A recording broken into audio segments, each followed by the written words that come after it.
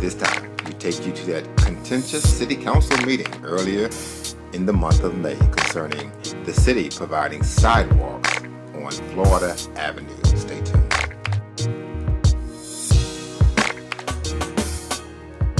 And Councilmember Helgelson had asked that this be put on the list, so I'll defer to him.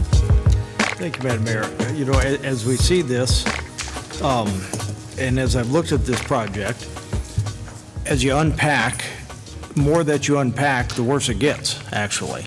I'm surprised today, you know, you got neighbors and residents that live there that have been asking about the ability to navigate, and we just heard that this money that would be spending would be 2 to 3 years on design, 6 to 10 years to finally have it constructed and walkable.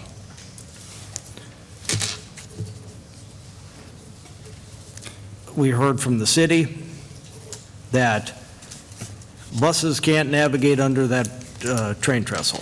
I was glad that I called the director of GLTC, and he actually did what you should do. You don't just trust, but you verify, as Ronald Reagan stated. And he verified the fact that the bus could get under there. When a bus can get under there, maybe we ought to do something rather than wait 6 to 10 years until this actually gets built. I've heard lots of things over the year or over the last several weeks about this project. Obviously, there's been myriads of bad information that we got. You know, we're part-timers, and we shouldn't have to dig in a budget that when we see the numbers there, and I'm glad that you admitted the error. You know, when you look at this project and you think about the folks that are in that neighborhood, if they want to navigate and traverse, 6 to 10 years sound pretty good? You know, that's why I brought this up. I know a lot of people will say, oh, well, Jeff, you just don't, you know, whatever. I mean, any term that you're going to throw out there, I've heard it before, but, you know, I know it started when there isn't an answer, then the term racism usually probably will come out, but maybe not this one. Because I've been here for 15 years looking at the city dollars and cents and how we spend and how we allocate resources and how we help with neighborhoods. So as I look at this and we think about 6 to 10 years, and I think about the fact that what Mr. Booth stated with GLTC, and granted, some of these things I recognize with the compliance with Title IX and whatnot may not be as easy, but 10 million bucks on a sidewalk that's 7/10 of a mile, that is actually, the more that I look at this, the worse it gets for me, because I'm really wondering, how are you going to navigate from one side to the other? There's cuts and fills. I mean, you show one side, it goes off. You're probably not going to have a sidewalk that just stays on one side of the road. I imagine by the time engineering gets up, you're going to be going on this side where's the sidewalk, then you're going to put the sidewalk on that side of the road. So now, is there going to be a light and a crosswalk to get across that when you got turns? I think this plan actually makes it more dangerous for the citizens because you're now going to be crossing. I think we can have a fairly easy solution. 1% of this $10 million budget is $100,000, and we could easily have bus service running, and we could check to see the utilization. You know, I was disappointed that we didn't have pedestrian counts. I was disappointed the fact that the money was wrong in the budget is the current 9.9 million and the other amount of 5.6 million. I was disappointed that we hear the fact that buses can't get under there, and they really can. I was disappointed by the fact that this whole budget is precluded on the fact that the times are so tight, and we got to tighten up. We got a dam that we got to build. We got these things. We got, and so with that, we got to raise taxes. And so with that, again, as we get to this project, I don't think it's going to be good for the residents to wait 6 to 10 years until this is done. I think we can say, let's save that money. Let's utilize and extend the bus route or some kind of transit that can get through there fairly quickly. I think we can have a lot better solution than building a $10 million sidewalk for 7/10 of a mile. And, you know, a couple things that Mr. Modica I know you mentioned that the numbers were somewhat similar. Last year's budget, you had proposed in here not just state funding, but federal funding. So it was basically a 50% match. This year in the budget is a 76% local funding. So with that, even though the numbers may have been the same last year to this year, the federal money is gone, according to the documents. And so all we can do is go by documents that we get. So if these documents are wrong, please tell us now if this 76% number is wrong as well on page 26. So the documents is not wrong. One thing to explain about the fiscal year 2024 number that's there is that assumes at this time, because we have not been awarded any revenue sharing money for the second phase of the project, that assumes that all of that money at this point would be city money. Now, if and hopefully when we are awarded those revenue sharing funds, then that number would be potentially cut into upwards of half of that, right? So for the fiscal year 2024. So essentially what we're doing is we're budgeting for worst case scenario and ensuring that we're developing a financial plan that is not relying on grants essentially that we have not received. Yeah, so that's why the number looks a little different. And I realize that, and so the reality of it is it's going to be 76% local, you know, and somebody once said that, you know, a fool doesn't count at the end of the project, you know, he spends enough money and can't build a roof and he's called a fool. Who said that? Where's Carl Hutcherson was here a minute ago. I know he'd know what verse of the scripture that was. But, you know, you got to count the cost ahead of time. And so we can't just assume that we're going to get something. That's why I'm glad you put the number of the 76% local funding in here. And if it doesn't happen in several years, I know last year had numbers in here for federal funding that was supposedly coming, and that's gone.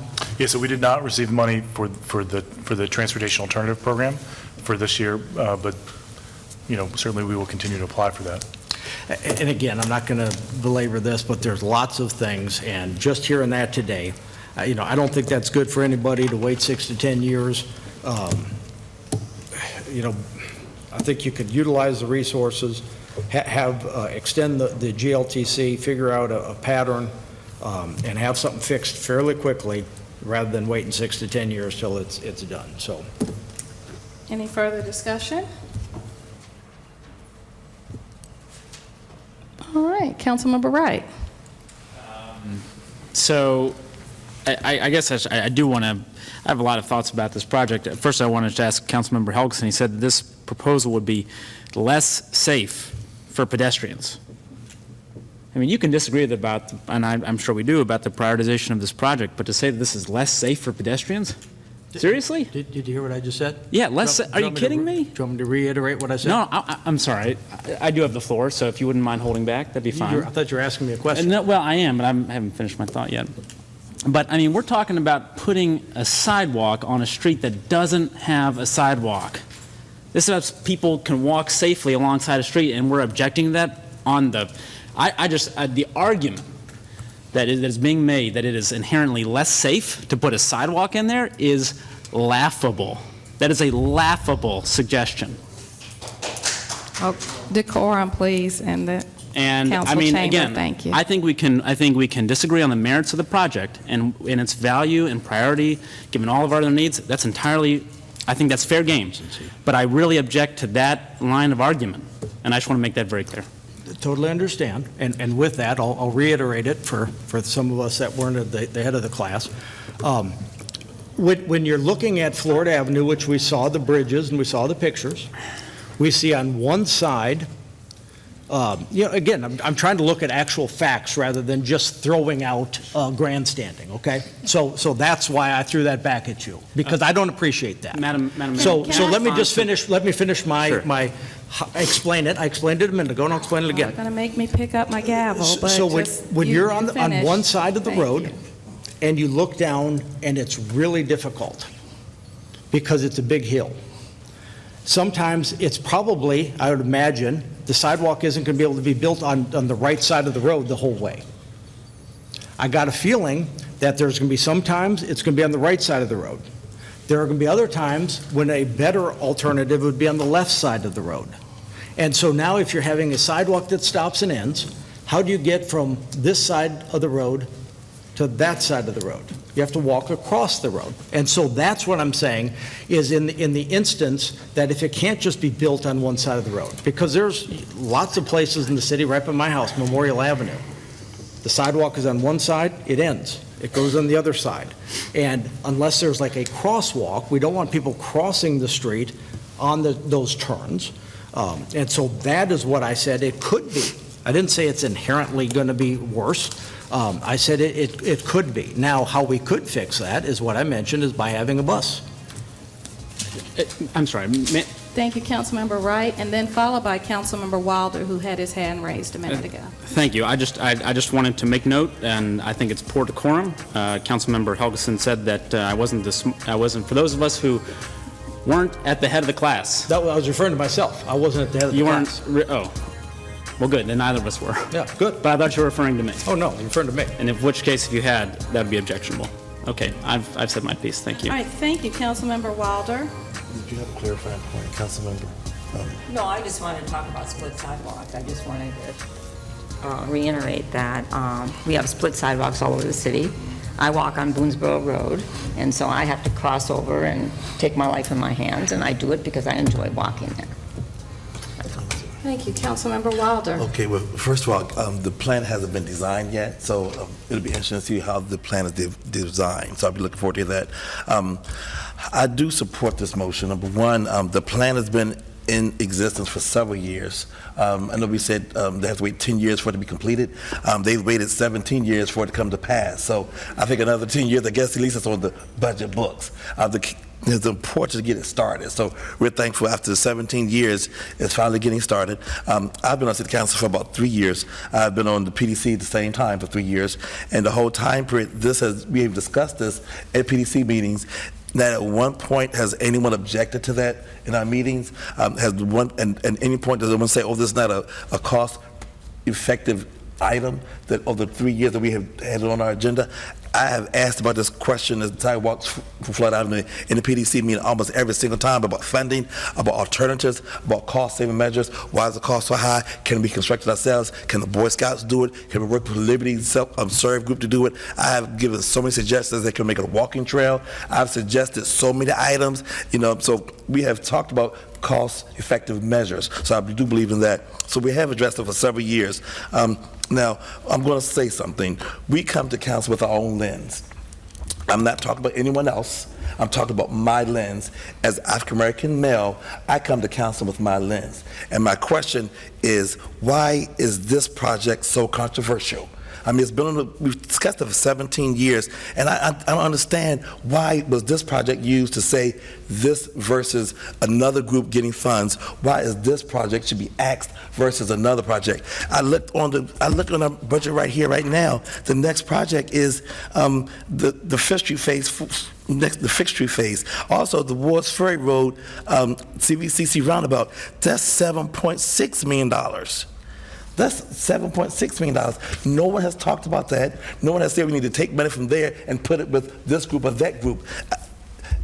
I don't understand. Why was it this particular project singled out to address the issue? So that confuses me. So on my lens, and my African-American male being raised in our community, my lens has to question the motive of that. I don't understand. Why didn't we say, oh, let's take money from the Wards Ferry Road project? And no one said that. But of course, excuse me, that has not been addressed to say, let's use that project to pull money from versus the Florida Avenue project. I don't understand why no one's singled out that project. So on my lens, again, I have to question again, why that was done. Again, also, when the group home was built several years ago, from my understanding, City Council, I was not on City Council, but I'm responsible now at that point. But from my understanding, the group home, when that project was built, they should have, based on the City Council policy, they should have built a sidewalk at that time period in front of the group home. So again, half the project would have been done if we had followed our own City Council policy at that time period, and we did not. That's another question. Again, as far as being fiscally responsible, I truly believe in being fiscally responsible. We can talk about schools, we can talk about decline enrollment, we can talk about various other issues. But for me as a person on this council, I truly believe in watching our citizens' money. I shop at Goodwill. So when it comes down to being economically effective, I understand that. I run a nonprofit. As far as working on a shoestring budget, I understand that. And when it comes down to citizens' money, I am truly held accountable. For 10 years, I worked for FDIC as an internal auditor. So for those years, my job was to make sure our money in our government was being spent wisely. So on city council, I use those same lens. Every time money comes here, I want to make sure that it's being fiscally responsible, that we're not just using things frivolously. I want to live in a community that we have good schools. I want to live in a community with a walking trail. I want to live in a community where people want to come to.